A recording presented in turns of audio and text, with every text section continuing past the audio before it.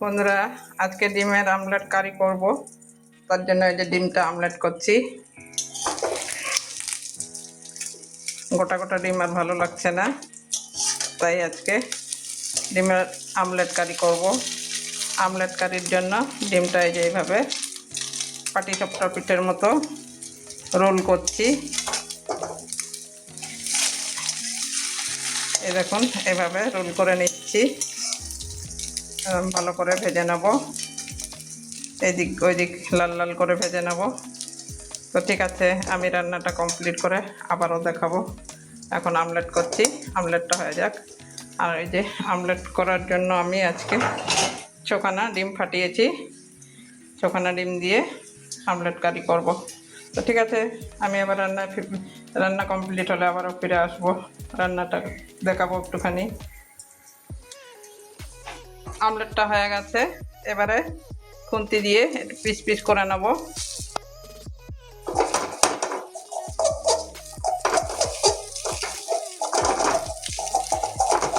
শক্ত হয়ে গেছে এক সাইডটা, একটু বড় বড় করে পিস করব। এটা 3 পিস করলাম। এবারে এরকম একটু ওই সাইডটাও যেটা কাটলাম ওই দিকেও একটু ভেজে নিচ্ছি। তো এইভাবে করে নেব। এবারে এটা তুলে নেব। দেখুন কি সুন্দর ডিমটা একদম সিদ্ধ হয়ে গেছে, ভিতর দিকটাও। এই দেখুন, এবারে তুলে নিচ্ছি। এইভাবে আবারও যে ডিমগুলো আছে এটা তেল দেবো না, তেল ছাড়াই আমলেটটা করব। এটাও ওইভাবেই আমলেট করে নেব। দেখুন বন্ধুরা, আমার ডিমের আমলেট হয়ে গেছে। এবারে রান্না করব, একদম কষা কষা রান্না করব। তো রান্না করার পর আবারও ফিরে আসছি। আমলেট কারি করব বলে বন্ধুরা মশলা কষিয়ে নিয়েছি। মশলাটা কষানো হয়ে গেছে, এবারে জল দিয়ে দিচ্ছি।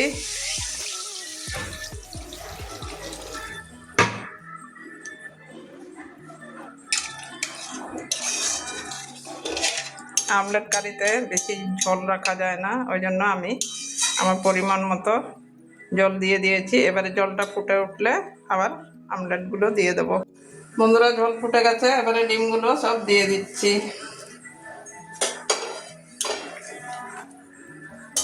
আবারও 3-4 মিনিট ফুটিয়ে নামিয়ে নেব।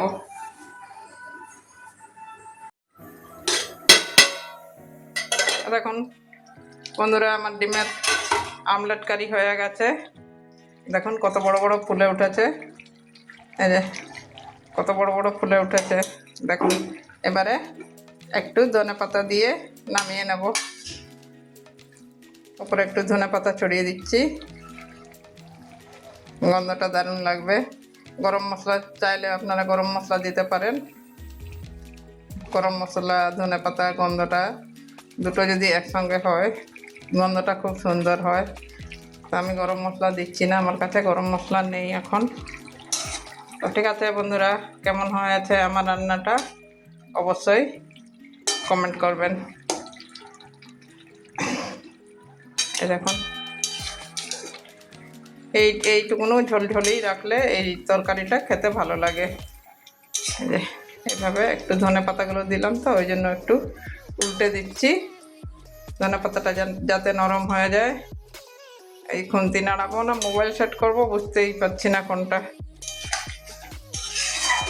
তো বুঝতেই পারছেন কত কষ্ট করে আমরা ভিডিও করি, সেটা যারা বোঝেন তারা তো ভালোই বুঝতে পারছেন, আর যারা মানে বোঝেন না তাদেরকে কি বলবো, বুঝেও বোঝেন না আর কি। একটা ভিডিও করতে গেলে কতটা কিভাবে করতে হয় সেটা যারা আপনারা করবেন, সবাই করবেন ভিডিও। আজকালকার যুগে সবাই করছে, আমি বলছি আপনারা যারা রান্না বান্না করেন সবাই ভিডিও করবেন, দেখবেন, তখনই বুঝতে পারবেন। তো ঠিক আছে বন্ধুরা, বেশি বলে ফেললাম, তার জন্য দুঃখিত।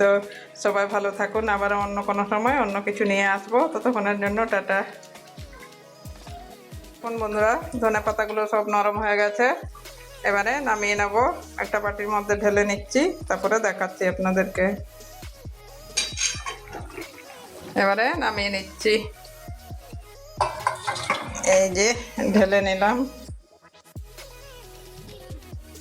আর যেসব বন্ধুরা আমলেট আজকে অনেকটাই দেখিয়ে দিয়েছি, আমার যদিও রান্নার চ্যানেল না এটা, তাও আমি আপনাদেরকে অনেকটাই দেখিয়ে দিয়েছি যে আমি কিভাবে কি করেছি।